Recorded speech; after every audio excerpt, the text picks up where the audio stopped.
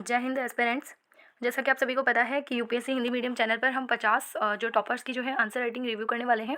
तो आज मैं जो आंसर शीट लेकर आई हूँ ऐसे की वो है गौरव कुमार त्रिपाठी सर की, जिनकी 2022 में 226वीं रैंक आई है। ठीक है, तो जैसे इनका जो आज ऐसे है वो डिस्कस करेंगे। ये पहला ऐसे जो है गुट निरपेक्षता से संबंधित है। ये भी पीएस आईआर जो है आपका जो ऑप्शनल रहता है, या जीएस में भी आपका जो पॉलिटी और इंटरनेशनल रिलेशंस का जो पार्ट रहता है वहीं से ये दोनों ऐसेज हैं। ठीक है, तो आज हम ये दूसरा वाला ऐसे डिस्कस कर लेते हैं, और बाकी ये फर्स्ट ऐसे है गुट निरपेक्षता का, वो हम बाद में डिस्कस कर लेंगे। ठीक है, तो ये जो कुछ ऐसे है, ये कहाँ गया देख लेते हैं। ठीक है, तो यहाँ आप देखेंगे ये पहला इनका जो टॉपिक दिया गया था इन्हें ऐसे का, भाई फ्रेंड्स जो भी ऐसे हम जो रिव्यू करते हैं वो रहती है टॉपर्स की है, और टॉपर्स में से सबसे बेस्ट जो इनकी कॉपी रहती है उनके ऐसे वगैरह विजन आईएएस अपनी साइट पर अपलोड कर देता है। ठीक है, तो वहाँ से मैं आपके लिए लेकर आती हूँ।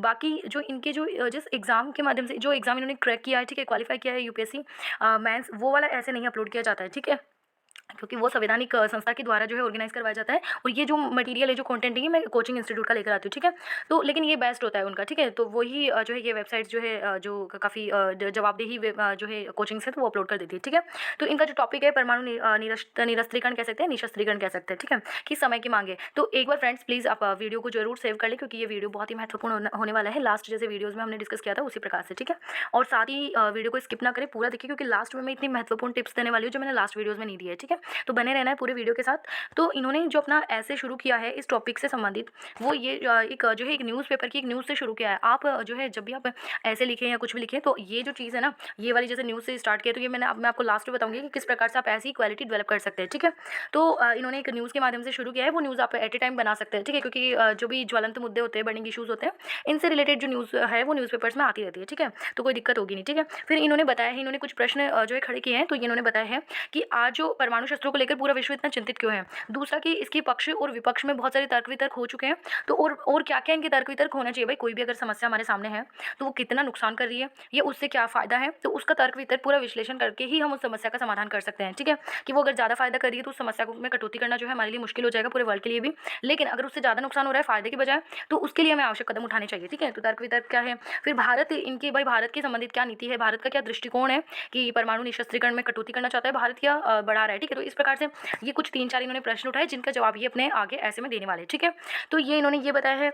भाई यहाँ आप देखेंगे ना, इनके जो ऐसे के अंदर मेरे को यूनिक चीज़ क्या लगी, जैसे आप देखते हैं कि यहाँ पे इन्होंने एक सस्पेंस बना दिया है, एग्जामिनर को आगे पढ़ने के लिए फोर्स किया। अगर आप प्रश्न उठा देते हैं ना दूसरे पैराग्राफ, दूसरे तीसरे पैराग्राफ में किसी भी ऐसे में, तो एग्जामिनर क्या देखेगा कि भाई अब आगे ये किस प्रकार से इन प्रश्नों के आंसर देने वाला है। ठीक है, तो एक चीज़ आप देखेंगे हॉलीवुड और बॉलीवुड मूवीज़ में यही डिफरेंस है, क्योंकि हॉलीवुड मूवी में सस्पेंस बना रहता है। ठीक है, तो लास्ट तक वो देखने को मजबूर करती है। ठीक है, और वहीं बॉलीवुड मूवी में शुरू में ही बता देते क्या बताने वाला है, तो इतना ज़्यादा नहीं रहता है। ठीक है क्रेज, तो एक चीज़ ये है भाई, तभी तो हॉलीवुड जो है बॉलीवुड से ऊपर रहता है। ठीक है, बट चलो ये तो एक खैर अलग बात है। लेकिन हम वापस आते हैं अपने ऐसे पर। तो इन्होंने ये चीज़ बताई है कि जो अब फिर इन्होंने ये बताया है कि परमाणु जो शस्त्रों का विकास, मतलब इन्होंने ये बताया है जब परमाणु शस्त्रों की शुरुआत और विकास किस प्रकार से हुआ। ठीक है, कि परमाणु, भाई आप ये देखेंगे भारत ने जब प्राचीन काल में ही परमाणु का विकास कर लिया था। ठीक है, भारत को पता थी परमाणु बम कैसे बनाया जाता है, लेकिन भारत ने विश्व कल्याण के लिए ना तो उसको पेटेंट करवाया, ना ही परमाणु शस्त्रों की बढ़ोतरी में कोई भी कदम उठाया। ठीक है, क्योंकि भारत विश्व शांति चाहता था। लेकिन कब कब इसकी परमाणु शस्त्रों का विकास हुआ, तो वैसे अब देखा जाए तो वर्ल्ड में, आप वर्ल्ड हिस्ट्री हमने कवर कर चुकी है, तो आप डिटेल्स में देखना चाहते हैं तो वर्ल्ड हिस्ट्री की प्लेलिस्ट में जाकर देख सकते हैं, अदरवाइज मैं थोड़ा बहुत बता देती हूँ। ठीक है, तो वर्ल्ड वॉर सेकंड, जब वर्ल्ड वॉर हुआ था, तो उस वक्त आप देखेंगे यूएसए जो है एक ध्रुवीय जो शक्ति है उसके रूप में उभर कर जो है विश्व के सामने था, और जबकि प्रथम विश्व युद्ध में इतनी शक्ति नहीं थी। ठीक है, यूएसए के पास, और यूएसए इन्वॉल्व ही नहीं होना चाहता था। लेकिन सेकंड वर्ल्ड वॉर में क्या होता है, सेकंड वर्ल्ड वॉर में भी लास्ट तक वो इन्वॉल्व नहीं होता है, लेकिन उसके बाद में उसके पास में भाई क्या होता है, परमाणु शस्त्र रहता है, तो उसको जरूरत है कि परमाणु शस्त्र का परीक्षण किस प्रकार से करें। वो परीक्षण वो सेकंड वर्ल्ड वॉर में उसने कर दिया। उसने क्या किया, हिरोशिमा और नागासाकी पर, जापान के जो दो शहर हैं हिरोशिमा और नागासाकी, उन पर बम गिराए थे, लिटिल बॉय और फैटमैन नामक। ठीक है, 6 अगस्त 1945 और 9 अगस्त 1945 को। ठीक है, तो उससे आप देख सकते हैं, आप सभी परिचित हैं कि जापान को किस प्रकार से जापान की आने वाली पीढ़ियों पर भी कितने नकारात्मक प्रभाव उससे पड़ रहे हैं, और हिरोशिमा और नागासाकी पूर्ण रूप से जो है सर्वनाश हो गया था उन शहरों का। ठीक है, तो इस प्रकार से यही बताया गया है। भाई अमेरिकी वैज्ञानिक आइजनहावर उनके नेतृत्व में ही सेकंड वर्ल्ड वॉर में युद्ध के पूर्व ही यहाँ पे अमेरिका के अंतर्गत परमाणु शस्त्रों का विकास हो चुका था। ठीक है, तो ये क्लियर भाई, सेकंड वर्ल्ड वॉर में हमें इनके इसके जो खतरनाक दृश्य है या खतरनाक परिणाम है, इनसे हमें परिचय मिला। अब भाई क्या होता है, उसके बाद में शीत युद्ध आ जाता है। जैसे सेकंड वर्ल्ड वॉर की समाप्ति की होता है, सेकंड वर्ल्ड वॉर 1945 में समाप्त हो जाता है, लेकिन 1945 के बाद से ही क्या होता है, अब अमेरिका के जो है कॉम्पिटिशन में एक और राष्ट्र उभर कर आएगा कौन? रूस। और रूस क्या करता है, अपने आसपास के जो भी साम्यवादी जो देश थे ना, जिसमें साम्यवादी, भाई साम्यवादी आपको पता है क्रांति कहाँ हुई? रूस के अंदर हुई, बोल्शेविक क्रांति हुई थी ना 1917 में।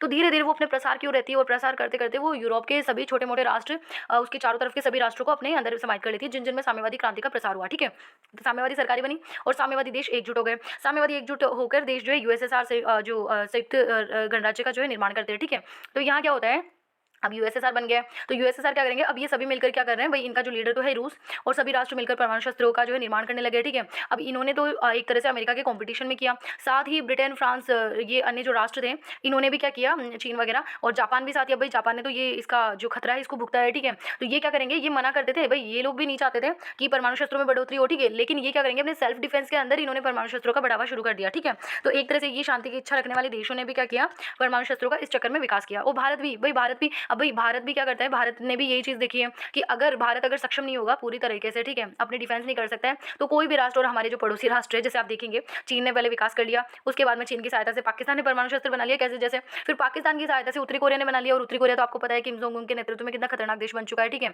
तो अब और भी बहुत सारे कंट्रीज है। ठीक है, और पाकिस्तान में आईएस सक्रिय है ही। ठीक है, तो इनके खतरों से हम निरंतर जूझते रहे, तो एक चक्कर में, इस चक्कर में जो है हमें भारत को भी अपनी शक्ति प्रदर्शन का जो है पूरा हक है और होना भी चाहिए। ठीक है, तो इस मतलब जैसे ये चलाई भी गई है, जैसे सेकंड वर्ल्ड वॉर के बाद में और शीत युद्ध से, जैसे आप देखेंगे वियतनाम हो गया, अफगानिस्तान हो गया, तो इनको जो है इन्होंने युद्ध का अखाड़ा बना लिया था, किन्होंने, अमेरिका और रूस ने। तो पूरे विश्व के जो भी देश है, तीसरी दुनिया के देश है, ये सभी जो है विरोध करते थे। ठीक है, लेकिन सभी देशों ने क्या किया है, इनका विरोध करते हुए, निशस्त्रीकरण का समर्थन करते हुए और शस्त्रीकरण का विरोध करते हुए भी परमाणु शस्त्रों में बढ़ावा दिया है। ठीक है, चाहे वो कैसे भी दिया हो। ठीक है, और भारत ने भी साथ ही, जैसे 1948 में, अब भाई क्या हुआ, भाई ये जो देश है ये तो परमाणु शक्ति संपन्न हो चुके हैं, तो इनके पास कोई डर की बात है नहीं। लेकिन अब भारत जब जो है एक तरह से संभला ही है। ठीक है, भारत 1900 जैसे 47 में आज़ाद हुआ, 1948 में थोड़ा बहुत संभलने की स्थिति में आया, तो जब भारत को परमाणु शस्त्र बनाना जरूरी है, क्योंकि भारत के डिफेंस के लिए। ठीक है, और साथ में पास में ऐसे जो हमारे दोस्त हैं आसपास, पाकिस्तान, चीन, बांग्लादेश जैसे। ठीक है, और बांग्लादेश तो चलो फिर भी उसका थोड़ा अलग है। ठीक है, लेकिन पाकिस्तान, चीन तो है ही। ठीक है, बट फिर भी बांग्लादेश, श्रीलंका भी इनकी बातों में आ जाता है बहुत बार। ठीक है,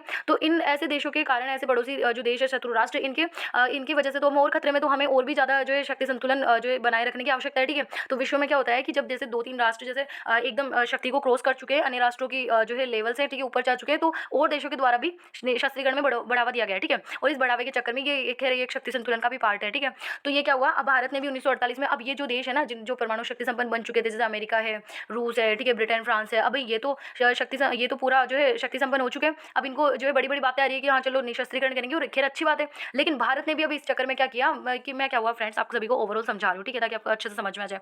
तो 1948 में जैसे क्या हुआ कि भारत ने जो है सीटीबीटी पे हस्ताक्षर नहीं करे। ठीक है, ये परमाणु अप्रसार संधि थी, जिन देशों के माध्यम से लाई गई, जो यूएनओ की जो महासभा के सदस्य हैं, 5 जो है सदस्य हैं, जैसे यूएसए हो गया, रूस हो गया, ब्रिटेन और फ्रांस और चीन है। ठीक है, तो ये एनपीटी, सीटीबीटी ऐसी जो है ये संधियाँ लेकर आते हैं, लेकिन इनको नकारते हुए भारत ने अटल बिहारी वाजपेयी जी के नेतृत्व में 1948 में, आप सभी को पता है, हमने जो है 1948 के अंतर्गत तो पहले परमाणु परीक्षण हो गया। 1998 की बात है, 1998 में जो अटल बिहारी वाजपेयी जी के नेतृत्व में फिर से हमने परमाणु परीक्षण किया, कहाँ पे, जैसलमेर के अंतर्गत और जैसलमेर के पोखरण के अंतर्गत। ठीक है, तो 1948 के अंतर्गत जैसे ये काफ़ी कार्यक्रम शांतिपूर्ण चलाए गए, लेकिन जैसे 1962 में युद्ध हुआ चीन के साथ, पाकिस्तान के साथ युद्ध हुए, तो उसके बाद में भारत ने जो है ये जरूरत महसूस की कि हमें भी शक्ति संपन्न होना चाहिए। तो भारत जब 1948 की बात नहीं है, भारत तो 1948 में सक्षम तो हो चुका है, मतलब संभल तो चुका है, लेकिन उसने हस्ताक्षर नहीं करे थे। फिर 1998 में जाकर परमाणु परीक्षण कर दिया। ठीक है, और ये करना आवश्यक भी था, बट आपको है ना इस ऐसे के अकॉर्डिंग लिखना है। ठीक है, कि भाई भारत ने का आपको दृष्टिकोण भी बताना है, साथ में ये बताना है कि भारत अब जो है शक्ति संपन्न हो चुका है, और भारत ने अब, भाई क्या होता है परमाणु परीक्षण किस लिए होता है, क्योंकि हमें दूसरे राष्ट्रों को ये बताया जाता है कि भाई अब मुझसे पंगा लिया ना तो भाई बचेगा नहीं। ठीक है, तो इस हिसाब से परमाणु परीक्षण किया जाता है, भाई हम भी शक्ति संपन्न राष्ट्र है। ठीक है, हमें भी किसी और अन्य राष्ट्र की कोई भी मतलब युद्ध के दौरान जो है हम अकेले सक्षम है किसी भी अन्य देश का मुकाबला करने के लिए। ठीक है, आत्मनिर्भर, मतलब इसके अंदर शक्ति या सैन्य शक्ति के अंतर्गत इसको आत्मनिर्भरता कह सकते हैं। तो अब क्या हुआ, ये जो कुछ संधियाँ लाई गई थी, जैसे एनपीटी हो गई। ठीक है, तो ये 5 सदस्यों के द्वारा लाई गई थी, जो महासभा यूएनओ की जो सुरक्षा परिषद के सदस्य हैं, और ये उसकी संसद ही कह सकते हैं, संसद तो महासभा को कह सकते हो, सुरक्षा परिषद भी वहाँ की जो महत्वपूर्ण जो सैन्य या युद्ध से संबंधित जो विवादों से संबंधित जो मामले हैं वो इसके अंतर्गत रखे जाते हैं।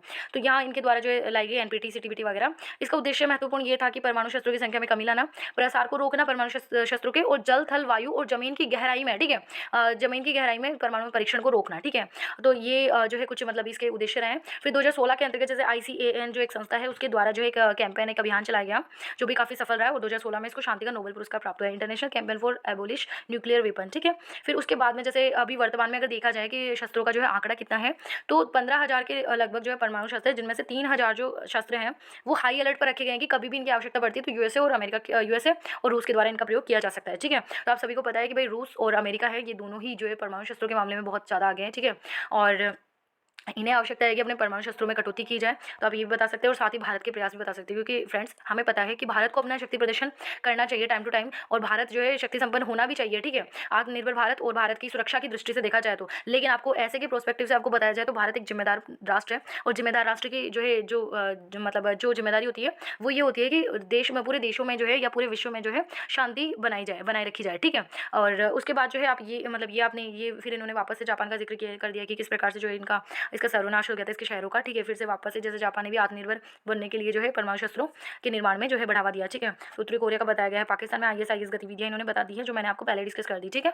फिर इन्होंने जो है बताया है कि जो परमाणु शस्त्र हैं कि भाई इनके अंतर्गत अगर जो खर्चा किया जाता है, मतलब ये तो इन्होंने बताया है, पहले तो इन्होंने ये बता दिया कि जो पश्चिमी देश है इनके क्या तर्क है, ठीक है। परमाणु शस्त्रों में कटौती करना चाहते हैं या बढ़ोतरी करना चाहते हैं और बढ़ावा देना चाहते हैं, तो क्यों चाहते हैं, ठीक है। तो इसके पक्ष में इन्होंने जो है कुछ तर्क दिए हैं कि भाई परमाणु ऊर्जा अनुसंधान, ठीक है, और जैसे कृषि है, तो इनके आदि महत्व को देखते हुए इन्होंने बताया कि इन्हें बना रहना देना चाहते हैं, ठीक है। बाकी इन तर्कों के बावजूद मानवता के प्रति जो संकट है इसको हटाने के लिए तर्कों पर को देखने में अधिक महत्वपूर्ण प्रतीत होता है, ठीक है। फिर इन्होंने बताया है कि हथियारों को जो है होड़ को बढ़ावा देता है परमाणु शस्त्रीकरण, और साथ ही इससे धन की हानि होती है, जन की हानि होती है, और मानवीय विकास रुक जाता है। गरीबों और वंचितों के कल्याण और सामाजिक न्याय की प्राप्ति में लगाया गया जो धन है वो हमें जो है हम इस शस्त्रों में लगा रहे, और शस्त्र भी जो कि नुकसान ही करने वाले विश्व को, ठीक है, खतरे में डालने वाले हैं, तो वो धन जो है शस्त्रों के में बढ़ावा में नहीं लगा के हम गरीबी, भूखमरी, सांप्रदायवाद, जातिवाद और बेरोजगारी, कृषि क्षेत्र में दबाव और प्रादेशिक असमानता जैसी समस्याओं से जो है को जवाब देने में लगा सकते हैं, ठीक है। तो बाकी और इन्होंने यही बताया कि पृथ्वी से संबंधित जो समस्या बताई है कि पृथ्वी को अगर बचाना है तो हमें जो है हमें जो डिजार्मामेंट है उसको फॉलो करना ही पड़ेगा, ठीक है। तो ये चीज़ें इन्होंने बताई है। फिर इन्होंने भारत के प्रयास बता दिए, लास्ट में आपको भारत के जरूर बताने प्रयास। तो भारत के प्रयास बताए हैं कि 2003 के अंतर्गत जो है भारत ने क्या किया, परमाणु डॉक्ट्रिन जो है लेकर आया है, और परमाणु डॉक्ट्रिन पर जो है सिग्नेचर किए हैं, ठीक है। और ये इसका जो है मतलब क्या है कि भाई आपको पता है भारत की कह लो चाहे भारत के नागरिकों कह लो, हम पहल नहीं करते किसी भी युद्ध में, किसी भी लड़ाई के अंदर, तो नो फर्स्ट यूज, मतलब पहले हम हमला नहीं करेंगे, लेकिन अगर कोई राष्ट्र हम पर हमला कर दिया तो उसका मुंह तोड़ जवाब दिया जाएगा, ठीक है। तो ये चीज़ जो है भारत एक जो है एक और इसने पहल करी है, ठीक है। फिर इन्होंने जैसे कुछ घटनाओं का जिक्र कर दिया, जैसे फुकुशिमा और जो चेर्नोबिल की जो परमाणु दुर्घटना है उसके इन्होंने हार्मफुल जो इफेक्ट बताएं कि किस प्रकार से इसने कितने बुरे प्रभाव जो है विश्व पर डाले हैं। फिर उन्होंने बताया है कि कॉन्फ्रेंस और डिजार्मामेंट उसको पुनर्जीवित किया जाए, ये कुछ ऐसी संस्थाएं हैं, और आप अगर आपके ध्यान में है तो आप और भी संस्थाओं का जिक्र कर सकते हैं, और आप एंड करें ना तो और भी जो है अच्छे तरीके से कर सकते हैं, जैसे आप बता सकते हैं कि आगे की राह में बता सकते हैं, लास्ट में आप जब भी ऐसे का एंड करें तो आप आगे की राह जरूर डिस्कस करें कि अगर हम परमाणु जो है शस्त्रों में कटौती करते हैं तो पृथ्वी को और भी किस प्रकार से जो है वापस से जो है हरी भरी किया जा सकता है, या पृथ्वी को जो है और भी लाभदायक कौन से परिणाम हो सकते हैं, ठीक है। और आगे की राह में ये बता सकते हैं कि सभी राष्ट्र जो है मिलकर जो है एक प्लेटफॉर्म पर आए और सभी डिस्कस करें, चर्चा करें, और विचार विमर्श के बाद में ये इस जो है इस स्तर पर पहुंचे कि डिजार्मामेंट की किस प्रकार से कौन कौन सी और लानी चाहिए संधियाँ, और किस प्रकार से सभी राष्ट्र मिलकर सहयोग कर सकते हैं, और साथ ही जो पिछड़े हुए राष्ट्र हैं उनकी जो है उनकी भी मदद कर सकते हैं, ठीक है। कि मैं मतलब खुद के जो है शस्त्रों में कटौती करना विकसित राष्ट्रों के द्वारा भाई जो शक्ति संपन्न हो चुके हैं, लेकिन साथ ही तीसरी दुनिया के देशों को भी शक्ति संपन्न बनाना ताकि उनकी सुरक्षा को कोई खतरा ना रहे, ठीक है। तो ये सब चीज़ें जो है इन राष्ट्रों के द्वारा की जानी चाहिए। तो आप आगे की राह में एक तो ये लिखें, और लास्ट में आप आगे की राह में एक और चीज़ ये लास्ट में एंड में लिखें कि अगर हमें जो इसके एक और एक जो बड़ा दुष्प्रभाव है कि तीसरा विश्व युद्ध जैसी परिस्थिति अगर हो सकती है उत्पन्न अगर हम इस शस्त्रीकरण के अंतर्गत कटौती ना करेंगे, तो ठीक है। तो इस प्रकार से आप एंड करें। और मैंने जो लास्ट में आपके लिए रखा है एक महत्वपूर्ण सरप्राइज, तो ये है कि मैंने आपको बताया था जैसे इन्होंने क्या किया था, शुरुआत कैसे करी थी इन्होंने, एक जो है न्यूज़पेपर की एक न्यूज़ के माध्यम से शुरुआत करी थी अपने ऐसे की। तो ये वाली जो कला है ना, जो आपके लिखने की जो स्किल है, ये कब डेवलप होगी, जब आप न्यूज़पेपर का एडिटोरियल पेज डेली बेसिस पे आप पढ़ेंगे, ठीक है। तो आपको ये रहेगा क्योंकि बहुत सारी न्यूज़ है जो वो एडिटोरियल पेज में न्यूज़पेपर में कवर होती है, ठीक है। तो ये वाली जो स्किल है वो आप वहाँ से डेवलप कर सकते हैं। बाकी मैंने जो टिप्स बताए हैं ऐसे को और भी अच्छे से इंप्रूव करने की, बेहतर बनाने की, तो आप रवि सियाग सर की जो मैंने ऐसे राइटिंग की जो आंसर शीट जो कवर की है उसमें आप जाकर मैंने टिप्स बताए शुरुआत में, वो देख सकते हैं। साथ ही मैंने अंकित कुमार जैन सर की भी ऐसे राइटिंग की जो आंसर शीट कवर कर दी है। उसके बाद मैंने आकिब खान सर की कवर की है, तो आप देख सकते हैं। और साथ ही मैं पॉलिटी की क्लासेस ले रही हूँ जो यूपीएससी और आरएस एस्पिरेंट्स है जो राजस्थान से, दोनों के लिए ही समान रूप से बेनिफिशियल है, ठीक है। तो प्लीज़ बनी रहिए यूपीएससी हिंदी मीडियम समांता शर्मा के साथ, और हम 50 ऐसे कवर करने वाले। उसके बाद मैं आंसर राइटिंग प्रैक्टिस करवाऊंगी, और जीएस के लिए जो आंसर राइटिंग होती है, मेंस आंसर राइटिंग, उसकी भी जो है कॉपीज़ का हम एनालिसिस करेंगे जो भी टॉपर्स हैं। तो प्लीज़ सब्सक्राइब कर दीजिए चैनल को, और 3-4 दोस्तों के पास जरूर शेयर कर दीजिए वीडियो, और लाइक कर दीजिए। क्लास को पसंद आ गई तो मिलते हैं नेक्स्ट क्लास में। खुश रहिए, पढ़ते रहिए। जय हिंद, जय भारत।